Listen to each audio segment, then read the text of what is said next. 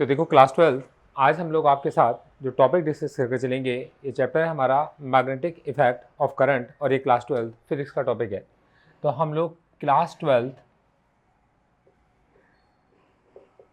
Physics के अंदर आज जिस टॉपिक को करने वाले हैं, ये आपके पास में force on A charge particle in magnetic field कि मैग्नेटिक फील्ड के अंदर एक चार्ज पार्टिकल के ऊपर कितना फोर्स लगता है, हम इसके ऊपर डिस्कस करके चलेंगे और इससे रिलेटेड सारी चीज़ें आपको सिखाकर चलेंगे आज की इस क्लास के अंदर। इस क्लास को अटेंड करने के बाद आप हर तरीके के थ्योरी के क्वेश्चन का answer magnetic effect of current के उस टॉपिक का कर पाओगे जिसके अंदर एक चार्ज पार्टिकल मैग्नेटिक फील्ड के अंदर मूव करेगा या एक current carrying conductor magnetic field के अंदर होगा। कॉन्सेप्ट को ध्यान से समझ के चलना। जब भी कभी कोई चार्ज पार्टिकल मूव करता है तो चार्ज पार्टिकल के मोशन को आप लोग ये मान सकते हो कि करंट मूव कर रहा है। तो बहरहाल हम लोग अभी चार्ज पार्टिकल के बारे में बात करते हैं। अगर एक चार्ज पार्टिकल मूव करेगा तो आगे की तरफ मूव करते समय पर वो अपने चारों तरफ एक ऐसी फील्ड जनरेट करके चलेगा जिसे आपने मैग्नेटिक इफेक्ट ऑफ करंट में पढ़ा था कि whenever current moves in a line तो then area around the wire becomes magnetic. तो बस इसी कॉन्सेप्ट का इस्तेमाल करते हुए हम लोग समझ रहे हैं कि एक चार्ज पार्टिकल अगर मैग्नेटिक फील्ड के अंदर गया तो वो खुद अपने पास में एक मैग्नेटिक फील्ड जनरेट करता हुआ जा रहा है, और अगर वो खुद एक मैग्नेटिक फील्ड बना रहा है तो मतलब वो खुद का एक नॉर्थ पोल या खुद का एक साउथ पोल जनरेट करके चल रहा है। तो अगर आप मैग्नेटिक फील्ड में किसी और मैग्नेट की किसी एक मैग्नेट को रखोगे तो उस मैग्नेट के ऊपर एक फोर्स लगने लगेगा। तो इसका मतलब है कि ये जो चार्ज पार्टिकल है जब ये मोशन में होता है तो चार्ज पार्टिकल के मोशन की वजह से उसके अराउंड जो एरिया है वो मैग्नेटिक हो जाता है। मैग्नेटिक होने की वजह से वो किसी और मैग्नेटिक फील्ड में जाकर एक फोर्स एक्सपीरियंस करता है। ये फोर्स अट्रैक्शन का भी हो सकता है और ये फोर्स रिपल्शन का भी हो सकता है। अब जरा इसको समझ के चलिए, ये चार्ज पार्टिकल एंटर करता है एक मैग्नेटिक फील्ड के अंदर। तो जैसे ही चार्ज पार्टिकल मैग्नेटिक फील्ड के अंदर एंटर करता है उसके ऊपर एक फोर्स एक्ट करने लगता है, और इस फोर्स को निकालने के लिए फ्लेमिंग्स ने अपने लेफ्ट हैंड का रूल दिया। लेफ्ट हैंड रूल हमसे कहता है कि when ever A charge particle enters in the magnetic field तो उसके ऊपर एक फोर्स एक्ट करने लगेगा जो डिपेंड करता है चार्ज पार्टिकल के मोशन पर, डिपेंड करता है मैग्नेटिक फील्ड पर, और ये फोर्स इन दोनों के हमेशा परपेंडिकुलर होता है। तो अब इस फ्लेमिंग्स के लेफ्ट हैंड रूल का अगर आप इस्तेमाल करके चलते हो तो आपको अपने हाथ को कुछ इस तरीके से रखना पड़ेगा जिसके अंदर आप ये मानो कि ये है आपका हाथ लेफ्ट हैंड, जिसके अंदर आप इसे कुछ इस तरीके से अलाइन करोगे कि तीनों फिंगर्स एक दूसरे के म्यूचुअली परपेंडिकुलर होंगी। तो इसको बोलेंगे फादर, इसको बोलेंगे मदर और इसको बोलेंगे चाइल्ड। फादर का मतलब फोर्स है, मदर का मतलब मैग्नेटिक फील्ड है और चाइल्ड का मतलब करंट है। तो अगर आप अपने लेफ्ट हैंड के थंब को, इंडेक्स फिंगर को और मिडिल फिंगर को एक दूसरे के परपेंडिकुलर कुछ इस तरीके से अलाइन करते हो जैसे कि मैंने बोर्ड के सामने रखा हुआ है कि फादर फोर्स को रिप्रेजेंट करता हो, मदर मैग्नेटिक फील्ड को रिप्रेजेंट करती हो और ये जो चाइल्ड है ये करंट की डायरेक्शन को रिप्रेजेंट करता हो, तो आप इजीली फोर्स की डायरेक्शन निकाल सकते हो। अब जैसे कि अगर आप इस क्वेश्चन को देखकर चलोगे तो इस क्वेश्चन के अंदर हम ये देख रहे हैं कि जो मैग्नेटिक फील्ड है, मतलब देखिए फादर मदर चाइल्ड, ये मैग्नेटिक फील्ड है, मैग्नेटिक फील्ड बोर्ड की डायरेक्शन में है। यहाँ पर हमारे पास में क्या, ये करंट है, ये करंट बोर्ड के अंदर की डायरेक्शन में जा रहा है, तो इस पर जो फोर्स लगेगा वो डाउनवर्ड डायरेक्शन में फोर्स लग रहा होगा। ये कॉन्सेप्ट आप लोगों को क्लियर हो गया? सबको क्लियर है? अंदर की तरफ कैसे जा रहा है? क्योंकि हमने 3 डायमेंशनल दिखाया ना आपको, ये कि 3 डायमेंशनली अंदर की तरफ जा रहा है, और अगर ये ऐसे बोर्ड के साथ जा रहा होता तो उस केस में हमें ऐसे रखना पड़ता और फिर हमारे को अपने हाथ को कुछ तरीके से अलाइन करना पड़ता। लेकिन हम उसको दिखाने के लिए अभी इसको यूज़ नहीं करेंगे, मैं आपको कॉन्सेप्ट उसका समझाऊंगा, उसका मैं एक अलग कॉन्सेप्ट है मेरे पास, मैं अभी समझाऊंगा आपको। तो बहरहाल इसको आपने समझा कि अभी ये बोर्ड के अंदर जा रहा है, और मैं वो भी बताऊंगा अगर ये थीटा एंगल पर बोर्ड के पैरेलल जा रहा होता तो कैसे जाता। अब देखो, अब यहाँ पर देखे चलते हैं अगली चीज, अगर ये मैग्नेटिक फील्ड आपके पास में क्रॉस होती, क्रॉस का मतलब क्या है कि परपेंडिकुलर टू प्लेन है, और कैसी आपके पास इनवर्स है, और चार्ज पार्टिकल इसके अंदर ऐसे एंटर करता, मतलब क्यू पार्टिकल इसके अंदर कुछ इस तरीके से एंटर करता, और उसकी वेलोसिटी क्या होती है आपके पास में v होती है। अब इन दोनों चीज़ों को समझ के चलो, ये जो चार्ज पार्टिकल हमारे पास में q है, it can be positive, it can be negative. ये पॉजिटिव भी हो सकता है और ये नेगेटिव भी हो सकता है। अब पॉजिटिव होगा तो मतलब जिधर पॉजिटिव चार्ज फ्लो करता है वो करंट की डायरेक्शन होती है, और अगर ये नेगेटिव होगा तो जिधर नेगेटिव चार्ज फ्लो करता है उसकी ऑपोजिट डायरेक्शन करंट की डायरेक्शन होती है। अभी तक हम लोगों ने सीखा हमारे इस रूल के अंदर फादर मदर चाइल्ड में ये फोर्स को रिप्रेजेंट करता है, ये मैग्नेटिक फील्ड को रिप्रेजेंट करता है, और ये चार्ज पार्टिकल को नहीं करंट को रिप्रेजेंट करता है। तो हमारे को हमेशा देखना पड़ेगा पार्टिकल कौन सा मूव कर रहा है। अगर पॉजिटिव पार्टिकल मूव कर रहा है तो हमारा करंट क्या होगा, पॉजिटिव पार्टिकल के मोशन की डायरेक्शन में होगा, और अगर हमारा नेगेटिव चार्ज पार्टिकल मूव कर रहा है तो हमारा करंट इसकी ऑपोजिट डायरेक्शन में होगा, जिधर भी नेगेटिव चार्ज पार्टिकल हमारा मूव कर रहा है। तो इलेक्ट्रॉन्स के फ्लो की ऑपोजिट डायरेक्शन होती है करंट की डायरेक्शन। क्लियर? अब देखो, अब इस केस को अगर आप देख के चलोगे तो फिर से आपने अपने लेफ्ट हैंड को यूज़ किया और आप देख रहे हो कि जो मैग्नेटिक फील्ड्स हैं वो परपेंडिकुलर टू प्लेन इनवर्स हैं, और हम सबसे पहले हमेशा मैग्नेटिक फील्ड को बनाकर चलते हैं। ठीक है, घर में भी मम्मी की बात सबको सुननी पड़ती है, तो मम्मी की बात सबको माननी पड़ती है, तो पहले हमेशा मैग्नेटिक फील्ड को बनाया जाता है। उसके बाद बच्चों की बात माननी चाहिए, सबसे लास्ट में पापा की बारी आती है। ठीक है, तो पापा एक ही बार में शांत करा देंगे सबको, तो पहले हमेशा मम्मी की बात, फिर उसके बाद बच्चे की बात सुनी जाएगी, फिर पापा की बात सुनी जाएगी। तो बस यही चीज़ है। ये जो आपके पास में मैग्नेटिक फील्ड है, आप सबसे पहले देखोगे मैग्नेटिक फील्ड किधर है, तो आप देखते हो कि मैग्नेटिक फील्ड है परपेंडिकुलर टू प्लेन कैसी है, इनवर्स है। तो आपने सबसे पहले मैग्नेटिक फील्ड को फिक्स कर दिया। अब आप देखोगे कि चार्ज पार्टिकल किधर जा रहा है, तो अगर ये चार्ज पार्टिकल पॉजिटिव होगा तो चार्ज पार्टिकल की डायरेक्शन में आपने अपनी इस फिंगर को रखा, और thumb in the direction of force होगा, तो फोर्स आपके पास में कैसा है, अपवर्ड है।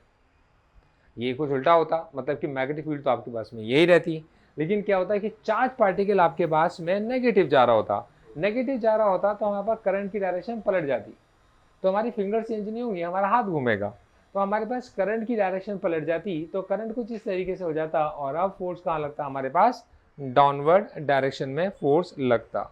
ये कॉन्सेप्ट भी क्लियर है?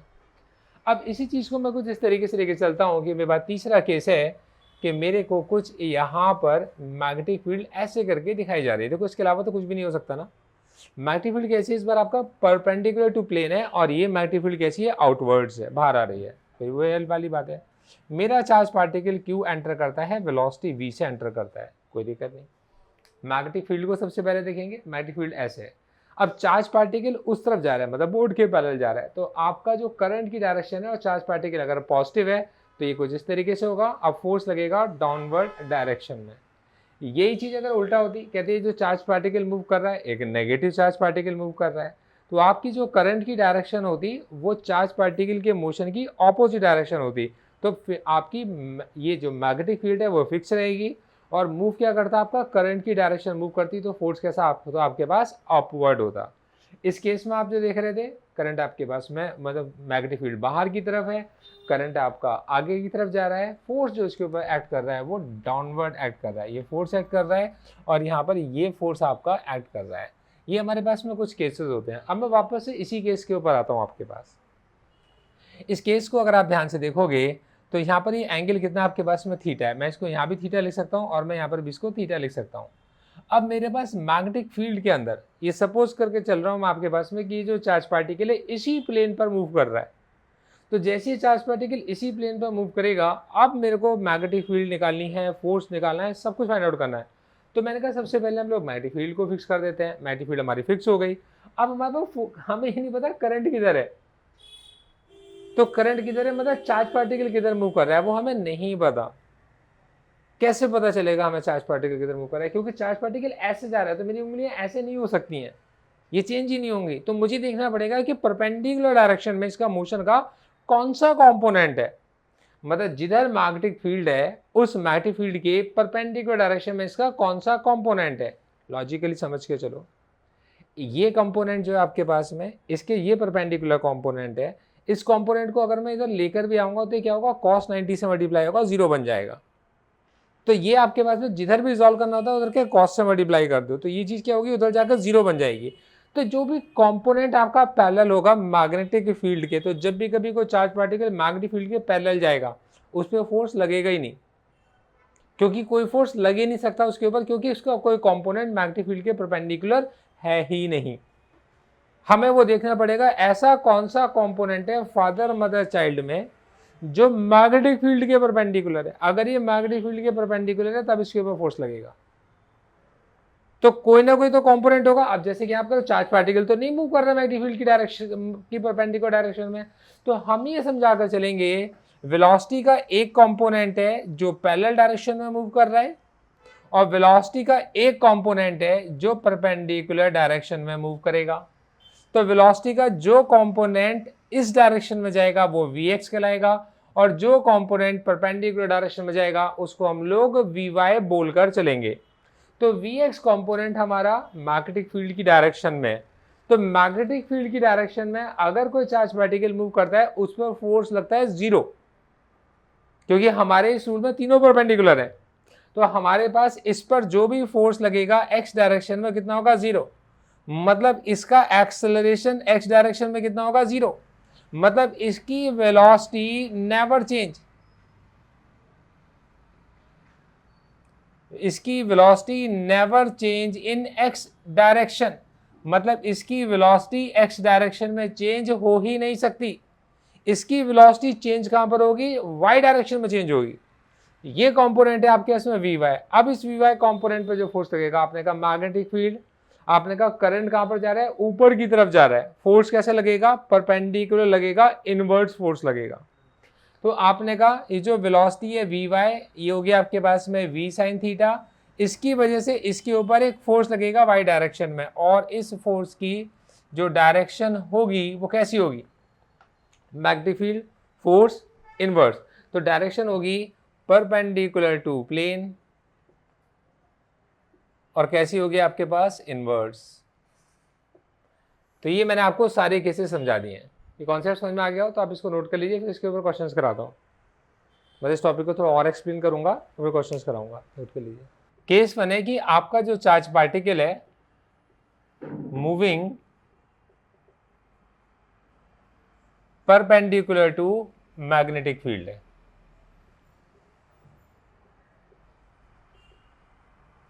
अब की बार आपका चार्ज पार्टिकल मैग्नेटिक फील्ड के परपेंडिकुलर मूव कर रहा है, तो देखो होगा क्या कि आपका जो चार्ज पार्टिकल है वो मैग्नेटिक फील्ड के परपेंडिकुलर मूव कर रहा है। मतलब मैग्नेटिक फील्ड कैसी है आपका, परपेंडिकुलर टू प्लेन, इनवर्स है। चार्ज पार्टिकल इसके अंदर एंटर करता है, तो जब चार्ज पार्टिकल एंटर करता है क्यू चार्ज क्यू और वेलोसिटी कितनी है v, तो आपको एक बात हमेशा ध्यान रखनी चाहिए कि फोर्स जो होता है वो होता है Q V B sine theta. अभी थोड़ी पहले हम लोगों ने सीखा भी था कि वेलोसिटी का कंपोनेंट हमारे पास v साइन थीटा था, तो हम लोगों ने क्या लिखा, आप इसको हमेशा के लिए याद रख लो कि फोर्स होता है Q V B sine theta. Ma'am very good, आप टाइम पर आए हो, बिल्कुल वेरी गुड, बैठ जाओ। तो फोर्स F कितना होता है आपका, Q V B sine theta. Ma'am मुझे ज़्यादा खुशी होगी अगर आप मुझे ये जवाब दो कि आपने सारे क्वेश्चन ट्राई करें। सो नाइस, चलो सारी खुशियाँ हमेशा नहीं मिल सकती। चलिए करिए। तो मैम फोर्स कितना है आपका, Q V B sine theta. तो आपने लिखा force F is equals to Q V B sine theta, ये क्लियर है। डायरेक्शन क्या होगी इसकी फोर्स की, इसलिए लिखवाया गया था कि आपको देखते ही पता होना, ये नहीं कि आप उंगलियां घुमा रहे हैं आप लोग। मैंने सारे केस समझा दिए थे। देखो magnetic field, charge particle, upward, आपको हमेशा रटा होना चाहिए कि ऐसे था तो ऐसे होगा, ऐसे था तो ऐसे होगा, ऐसे था तो ऐसे होगा। एग्जाम में यूं उंगलियां घुमाते रहोगे गलती लिख कर आओगे। ठीक है, देखो सुनो, तो force F is equal to कितना है, Q V B sine theta, और डायरेक्शन आप लिखोगे perpendicular to plane upwards. Logic समझ के चलना जी। अब इसके ऊपर चार्ज पार्टिकल ने फोर्स किधर फील करा, इधर। आप ध्यान से समझो, फोर्स का कंपोनेंट वेलोसिटी की डायरेक्शन में कितना होगा, F cos 90। मतलब फोर्स का कोई भी कंपोनेंट इस डायरेक्शन में वेलोसिटी को चेंज नहीं करा सकता, मतलब वेलोसिटी चेंज नहीं होगी इसकी। लेकिन एक कंपोनेंट ये जो फोर्स लग रहा है ये इसको नई वेलोसिटी देके चलेगा। नई वेलोसिटी देके चलेगा का मतलब क्या है, नई वेलोसिटी देने का मतलब ये आपके पास में कि यहां से अब इसकी एक नई चाल शुरू होगी इस तरफ, और इस चार्ज पार्टिकल का जो मोशन है अब वो धीरे धीरे करके चेंज होना शुरू होगा और ये कुछ इस तरीके से कर्व हो जाएगा, क्योंकि अब एक नया कंपोनेंट आ गया जो इसको 0 से स्टार्ट करेगा इसकी वेलोसिटी y डायरेक्शन में देकर। तो अगर कोई बॉडी एक्स डायरेक्शन में भी मूव कर रही है, वाई में भी मूव कर रही है, मतलब उन दोनों के प्लेन के बीच में चल रही है। और जैसे ही आपके पास में मैग्नेटिक फील्ड ऐसे है और चार्ज पार्टिकल इस तरफ गया, अब फोर्स की डायरेक्शन चेंज हो गई। हर पॉइंट पर आपके फोर्स की डायरेक्शन चेंज हो रही है। जब हर पॉइंट पर फोर्स की डायरेक्शन चेंज होगी तो इसका जो पाथ है वो स्ट्रेट लाइन ना होकर क्या होगा, इस स्ट्रेट लाइन से थोड़ा सा कर्व्ड हो जाएगा और एक कर्व में मूव करने लगेगा। अब ये कर्व में मूव करेगा मतलब इसका जो मोशन हो जाएगा वो एक सर्कुलर मोशन हो जाएगा। और सर्कुलर मोशन में दो तरीके के फोर्स लगते हैं, एफ सेंट्रीपिटल और एफ सेंट्रीफ्यूगल। सेंट्रीपिटल फोर्स होता है आपके पास mv²/r और इसको बैलेंस कर रहा है, दे कौन रहा है इसको फोर्स, ये दे रहा है QVB sin थीटा। ठीक है जी। अब थीटा कितना है यहाँ पर आपके पास में, चार्ज पार्टिकल मैग्नेटिक फील्ड के परपेंडिकुलर मूव कर रहा है, तो थीटा कितना आपके पास 90 डिग्री है। तो यहां से क्या फायदा होगा आपको, आपको पता चलेगा, इसके बाद यहां आए हम लोग कि हमारा mv²/r इज इक्वल टू कितना है, QVB sin 90 डिग्री। और sin 90 डिग्री कितना होता है आपके पास में, 1 होता है। यहां से क्या होगा, sin 90 1 है, वेलोसिटी से वेलोसिटी कट जाएगी, आपके पास बचा mv/r is equal to Q into B.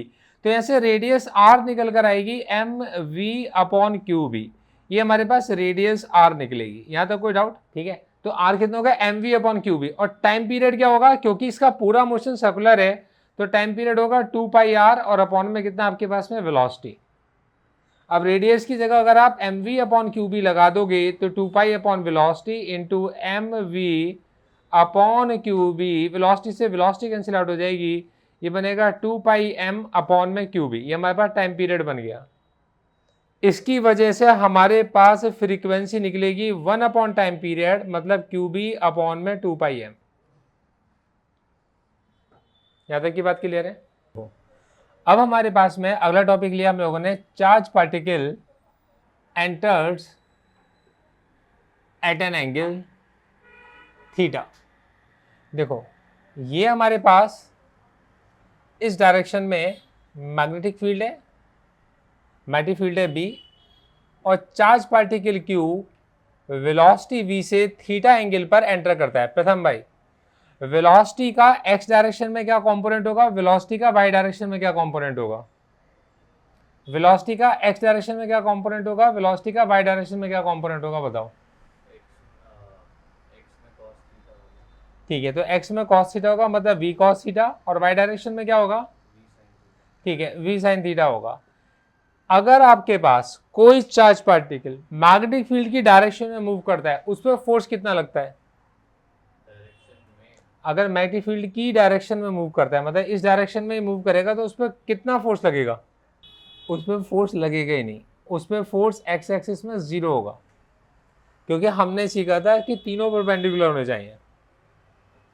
ना पापा मम्मी की बात सुनते हैं, ना मम्मी बच्चे की बात सुनती है, ना बच्चा मम्मी की बात सुनता है, ना पापा की बात सुनता है, तीनों एक दूसरे के परपेंडिकुलर चलते हैं और तीनों की अपनी दुनिया होती है, ये फैमिली है। तो देखो जी, हमने कहा फोर्स एक्स डायरेक्शन में कितना आपके पास में 0, और फोर्स वाई डायरेक्शन में जो होगा, तो बेसिकली फोर्स वाई डायरेक्शन में तो होगा क्योंकि परपेंडिकुलर डायरेक्शन है, तो परपेंडिकुलर डायरेक्शन में फोर्स कितना होता है। ठीक है, तो आपने सीखा था ये होगा चार्ज Q, वेलोसिटी इस जगह पर क्या होगा, ये Vy, मैग्नेटिक फील्ड कितनी है आपके पास में B, और यहाँ पर जो थीटा है वो कितना होगा 90 डिग्री। क्यों होगा 90 डिग्री, थीटा तो थीटा दे रखा है आपको, क्योंकि आप जिस कंपोनेंट की बात कर रहे हो वो वेलोसिटी वाई डायरेक्शन वाला कंपोनेंट है, वो कंपोनेंट मैग्नेटिक फील्ड के परपेंडिकुलर है। तो जो भी मैग्नेटिक फील्ड के परपेंडिकुलर है उस पर एक फोर्स लगेगा QVB sin 90, और इसकी डायरेक्शन कैसी होगी, इसकी डायरेक्शन कैसी होगी, मैग्नेटिक फील्ड है, चार्ज पार्टिकल ऊपर जा रहा है, परपेंडिकुलर टू प्लेन होगी, और कैसी होगी आपके पास, इनवर्स होगी। तो कैसी होगी आपके पास, इनवर्स होगी, परपेंडिकुलर टू प्लेन, और ये कैसी आपके पास, इनवर्स है, आपको बताना पड़ता है हमेशा। अब आपके पास में ये जो फोर्स है, बिकॉज ऑफ इसका जो पाथ है, इसका पाथ कैसा हो जाएगा आपके पास, सर्कुलर हो जाएगा। सर्कुलर हुआ बिकॉज ऑफ, किसकी वजह से सर्कुलर हुआ, सर्कुलर हुआ बिकॉज ऑफ वेलोसिटी का जो y कंपोनेंट था। आपको पता है रेडियस पीछे से सीख कर आए हो कितनी होती है, mv अपॉन में qb होती है।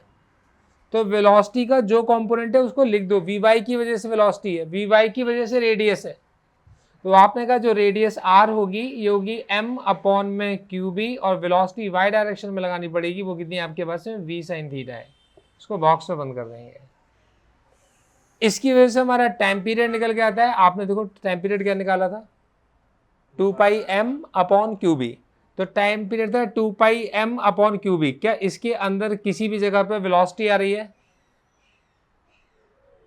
नहीं आ रही। तो मतलब टाइम पीरियड क्या होगा, इंडिपेंडेंट रहेगा आपका वेलोसिटी से, मतलब टाइम पीरियड चेंज नहीं होगा।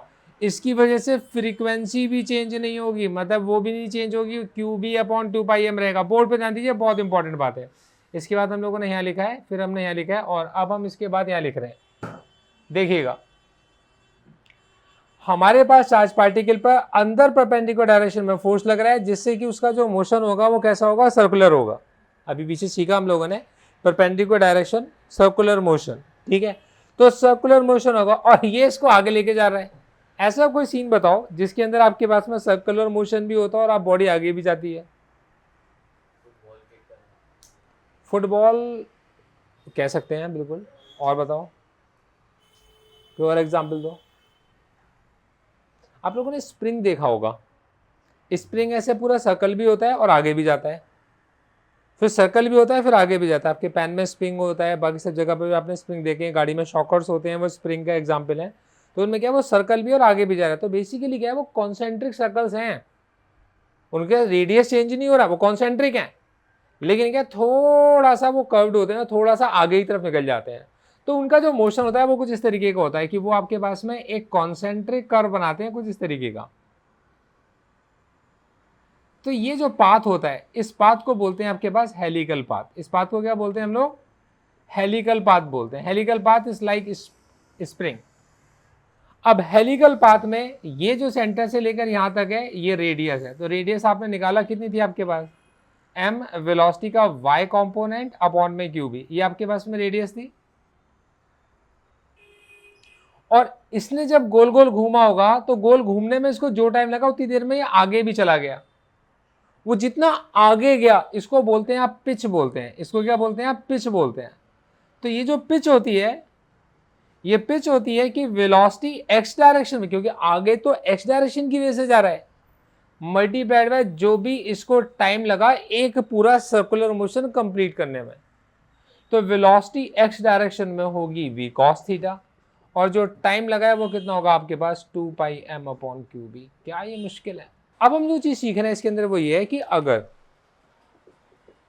Charge particle enters in electric field,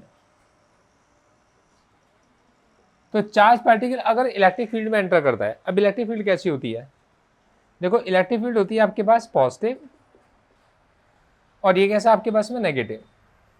तो इलेक्ट्रिक फील्ड हमेशा एक ही डायरेक्शन में होती है। देखो बात मैग्नेटिक फील्ड की नहीं चल रही है, बात किसकी चल रही है, इलेक्ट्रिक फील्ड की चल रही है।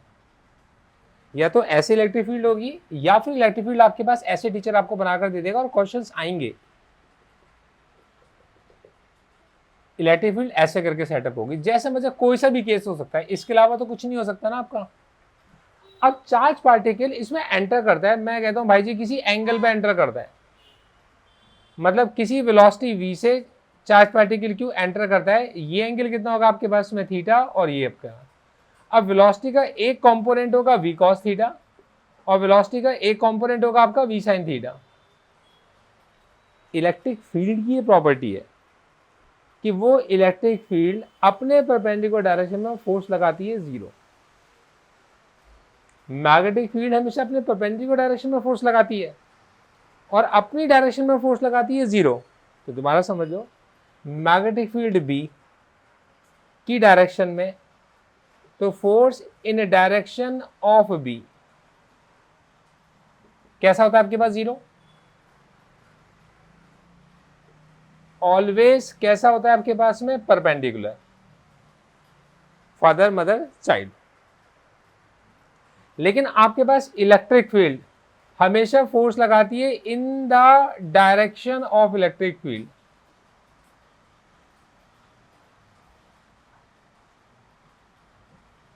तो फोर्स इन परपेंडिकुलर डायरेक्शन कितना होगा आपके पास, 0।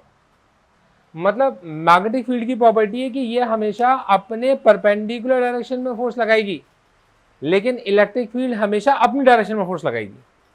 तो इलेक्ट्रिक फील्ड पे फोर्स केवल उसी की डायरेक्शन में होता है। चार्ज पार्टिकल को इलेक्ट्रिक फील्ड में रखोगे तो या तो वो इलेक्ट्रिक फील्ड की डायरेक्शन में आगे जा रहा होगा या इलेक्ट्रिक फील्ड की ऑपोजिट डायरेक्शन में पीछे आ रहा होगा, क्योंकि चार्ज पार्टिकल अगर पॉजिटिव होगा तो इलेक्ट्रिक फील्ड की डायरेक्शन में फोर्स लगता है, और चार्ज पार्टिकल नेगेटिव होगा तो ऑपोजिट डायरेक्शन में इलेक्ट्रिक फोर्स लगता है। क्यों? क्योंकि इलेक्ट्रोस्टैटिक फोर्स केवल अट्रैक्शन का या रिपल्शन का होता था बस। तो अट्रैक्शन या तो आपकी डायरेक्शन में होगा, रिपल्शन या तो अपोजिट डायरेक्शन में होगा, बस यही तो हो सकता है। अभी अट्रैक्शन क्या है, आपकी तरफ, रिपल्शन का मतलब क्या है, आपसे दूर है। इसके अलावा तो कोई फोर्स नहीं होता था इलेक्ट्रिक फील्ड में।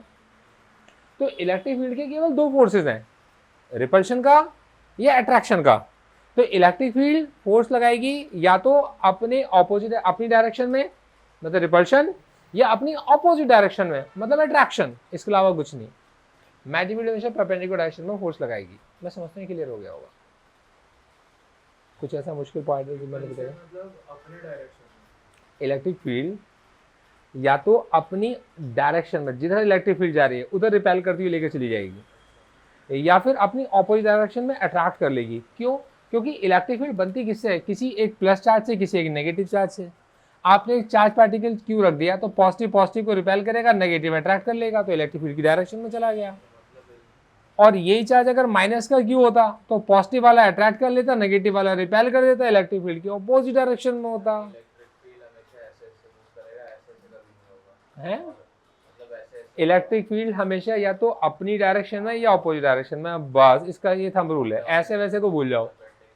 और मैग्नेटिक फील्ड हमेशा अपने परपेंडिकुलर, ऊपर जहाँ ऊपर नीचे मतलब भूल जाओ, सिर्फ अपने परपेंडिकुलर चलेगा, जहां मर्जी घूमेगा।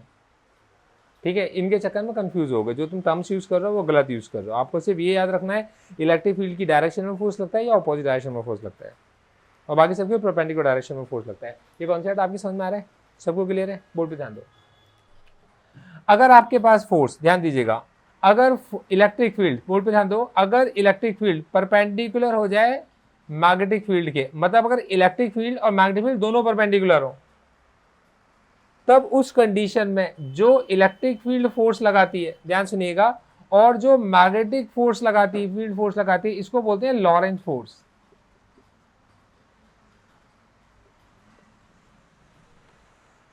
मतलब इस जगह पर अगर इलेक्ट्रिक फील्ड और मैग्नेटिक फील्ड दोनों एक दूसरे के परपेंडिकुलर हो जाएं, तब उस जगह पर जो चार्ज पार्टिकल पे फोर्स लगता है वो लगता है force electric plus force magnetic, और इसको बोलते हैं हम लोग लॉरेंट फोर्स बोलते हैं। अब जो इलेक्ट्रिक फील्ड जो फोर्स लगाती है वो Q/E होता है, और मैग्नेटिक फील्ड जो फोर्स लगाती है वो कितना था, QVB sin थीटा था। आपने अभी थोड़ी देर पहले यही तो सीखा था। यहाँ तक की बात समझ में आ रही है?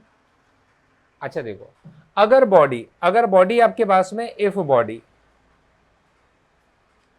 मूविंग, अगर बॉडी मूव करती है विदाउट डिफ्लेक्शन, अगर कोई बॉडी मूव करती है विदाउट डिफ्लेक्शन, मतलब बॉडी के अंदर कोई डिफ्लेक्शन नहीं आया, तुम चार्ज पार्टिकल को डाला, इलेक्ट्रिक फील्ड और मैग्नेटिक फील्ड एक दूसरे के परपेंडिकुलर थे, और जैसे ही तुमने चार्ज पार्टिकल को डाला उन पर कोई फोर्स ही नहीं लगा, अब क्या होगा? इसका मतलब है कि इलेक्ट्रिक फील्ड ने जो फोर्स लगाया उसको मैग्नेटिक फील्ड ने जो फोर्स लगाया था, दोनों ने काउंटर कर दिया, एक दूसरे को काट दिया। दोबारा समझ लो, अगर आपके पास में एक चार्ज पार्टिकल एक ऐसे रीजन में गया जहां पर परपेंडिकुलर, ऊपर से नीचे क्या है, इलेक्ट्रिक फील्ड है, लेफ्ट से लेकर राइट में क्या है, मैग्नेटिक फील्ड है, तो दोनों परपेंडिकुलर है ना। तो जैसे ही परपेंडिकुलर डायरेक्शन में चार्ज पार्टिकल गया, मतलब चार्ज पार्टिकल गया एक ऐसे रीजन में गया जो इलेक्ट्रिक फील्ड और मैग्नेटिक फील्ड दोनों परपेंडिकुलर है, तो चार्ज पार्टिकल क्या होगा,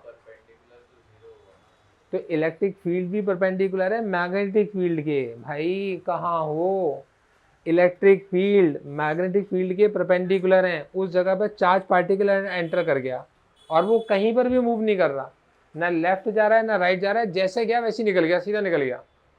तो इसका मतलब है ना उस पर इलेक्ट्रिक फील्ड फोर्स लगाई है ना मैग्नेटिक फील्ड ने फोर्स लगाया है।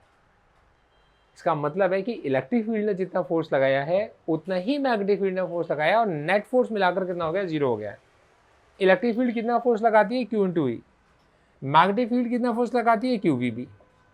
अब देखो Q से Q कैंसिल आउट हो जाएगा, हमारे पास electric field is equal to कितना होगा, v इंटू बी।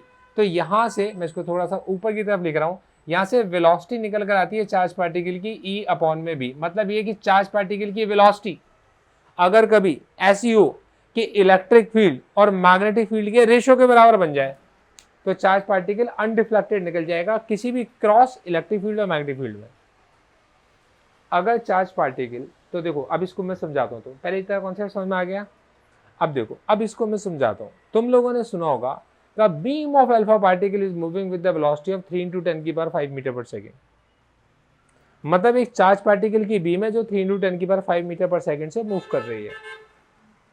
अब यार जब अल्फा पार्टिकल को बम्बार्ड किया होगा तो कुछ ऐसे होंगे आपके जिनकी वेलोसिटी से ज्यादा होगी, किसी की वेलोसिटी से कम होगी। क्या ट्रैफिक में सब लोग बराबर स्पीड से चलते हैं? नहीं। अब प्रथम भाई हायाबुसा लेके चल रहे हैं तो ऑब्वियसली बात है, हम अगर साइकिल लेके चल रहे हैं तो इनसे तो आगे ही चलेंगे, है ना। तो प्रथम भाई पीछे रह गए क्योंकि उनके पास हायाबुसा थी और हमारी साइकिल आगे निकल गई क्योंकि हम ट्रैफिक की बात कर रहे हैं। ठीक है, तो यहाँ पर जो ना मायने क्या रखता है आपके पास में ध्यान समझिएगा कि हमारे पास जब भी कभी कोई चार्ज पार्टिकल मैग्नेटिक फील्ड के अंदर एंटर करते हैं, बहुत सारे चार्ज पार्टिकल होंगे, तो क्या होगा, ऐसे चार्ज पार्टिकल जिनका इलेक्ट्रिक फील्ड का और मैग्नेटिक फील्ड का रेशो ये होगा, वो तो सीधे निकल जाएंगे और बाकी के कुछ लेफ्ट में चले जाएंगे, कुछ राइट में चले जाएंगे, बाकी सब डिफ्लेक्ट होंगे क्योंकि किसी को मैग्नेटिक फील्ड मूव करा देगी, किसी को इलेक्ट्रिक फील्ड मूव करा देगी। बाकी जो आपके पास में e अपॉन बी का रेशो रखते हैं उनको ना इलेक्ट्रिक फील्ड मूव करा पाएगी ना मैग्नेटिक फील्ड मूव करा पाएगी और चार्ज पार्टिकल बिल्कुल सीधा निकल जाएगा। और इस चीज़ का नाम होता है वेलोसिटी फिल्टर। मतलब इस चीज़ को आप बोल के चलते हो वेलोसिटी फिल्टर। वेलोसिटी फिल्टर का काम है कि उन सारे क्रॉस मैग्नेटिक फील्ड और इलेक्ट्रिक फील्ड को बनाओ। मतलब ये जो आपके पास में केस है, इसी केस के अंदर बस आपने क्या करना है, एक क्रॉस मैग्नेटिक फील्ड को इसके अंदर डाल देना है। आपकी मर्जी है, कोई सी भी डाल सकते हो। और इसी के अंदर आपने कुछ इस तरीके से आपने परपेंडिकुलर मैग्नेटिक फील्ड को लगा दिया। दोनों में से कोई सा भी केस आप लोगों ने ले लिया, तो या तो परपेंडिकुलर डायरेक्शन में मैग्नेटिक फील्ड अंदर जा रही हो या बाहर आ रही हो, इससे फर्क नहीं पड़ता। फर्क किस चीज से पड़ता है आपके पास में, कि इलेक्ट्रिक फील्ड के परपेंडिकुलर होनी चाहिए। इलेक्ट्रिक फील्ड आपका ऊपर से नीचे, नीचे से ऊपर है, इससे भी फर्क नहीं पड़ता। फर्क पड़ता है कि वो मैग्नेटिक फील्ड के परपेंडिकुलर होनी चाहिए। उस कंडीशन में जितने भी चार्ज पार्टिकल का की वेलोसिटी ई और बी का रेशो होगी वो सारे के सारे सीधे निकल जाएंगे, बाकी के कुछ आपका लेफ्ट में चले जाएंगे, कुछ राइट में चले जाएंगे। ये सीधा कॉन्सेप्ट है वेलोसिटी फिल्टर का। कॉन्सेप्ट समझ में आ गया? पक्का लिख पाओगे? एग्जाम में आएगा क्वेश्चन, ये आता है क्वेश्चन वेलोसिटी फिल्टर। ये टॉपिक हमारा रह गया था, अब हो गया है।